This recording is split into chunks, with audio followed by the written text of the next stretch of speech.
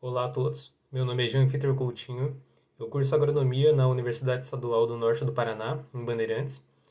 A minha orientadora é a professora doutora Cristina Batista de Lima e o título do meu trabalho é o crescimento de plântulas de soja em substrato areia. A soja é uma importante cultura para o Brasil que desde 2012 divide com os Estados Unidos o título de maior produtor mundial.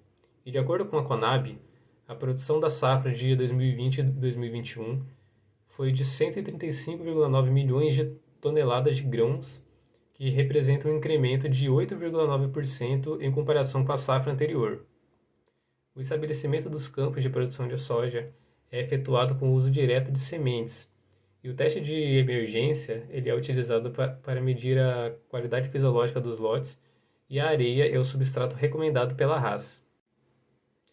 Dentre as especificações da areia para o uso como substrato, considera-se a granulometria, que varia bastante, podendo interferir na retenção de água.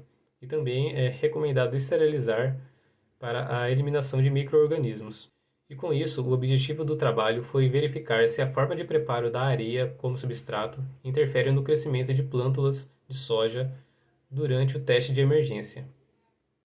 Em relação ao material e métodos, foi utilizado 13 lotes, com 3 diferentes cultivares, e feitos testes da determinação do teor de água em estufa a 65 graus Celsius por 24 horas, o teste de germinação com rolos de papel filtro umedecidos, mantidos em germinadores a 25 graus Celsius, avaliando o número de plântulas normais no quinto e oitavo dia, e a primeira leitura do teste de germinação que foi conduzido junto com o teste de germinação.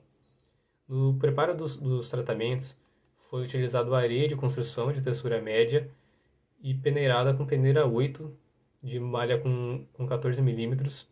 E os tratamentos foram a areia sem tratamento, a areia peneirada com peneira de 1 milímetro, a areia esterilizada, que foi esterilizada em estufa a 200 graus Celsius por 2 horas, e a areia esterilizada e peneirada. As plântulas foram obtidas em bandejas plásticas, sendo 4 repetições com 2 plântulas de cada lote cultivar tratamento. E após 6 dias, as características avaliadas foram o comprimento do hipocótilo e o comprimento da maior raiz. Os resultados. Em relação ao teor de água, variou de 5,8 a 9,5, estando dentro das recomendações.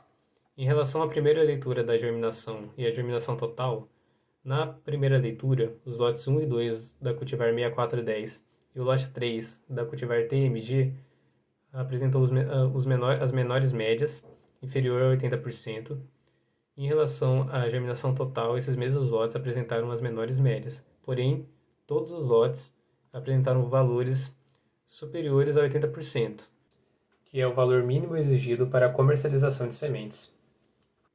Em relação ao comprimento da maior raiz, os lotes das cultivares TMG e HO não foram influenciados por nenhum tratamento. Já a cultivar 6410, os lotes 5 e 6 apresentaram médias inferiores no tratamento com areia esterilizada e peneirada. Já em relação ao comprimento do hipocótilo, as médias não foram influenciadas pelos lotes, porém o único tratamento que não proporcionou a diminuição das médias foi o tratamento com areia esterilizada. Nessas imagens, podemos observar a diferença entre as plântulas nos 4 tratamentos. E nota-se que, em relação ao comprimento da maior raiz, não foi observado diferença entre os tratamentos, ao contrário do comprimento do hipocótilo, onde, avaliando de maneira visual, a areia esterilizada apresentou o melhor resultado. E com isso, a conclusão foi que as diferentes formas de preparo de areia para o uso como substrato no teste de emergência não interferiram significativamente no crescimento das plântulas de soja, indicando que a areia é um material que pode ser empregado sem o risco de ocasionar interpretações equivocadas sobre a qualidade fisiológica dos lotes de sementes de soja. Essas são as referências do trabalho. E os meus agradecimentos ao EMP, à Fundação Araucária, à CNPq e ao Unicesumar. Obrigado.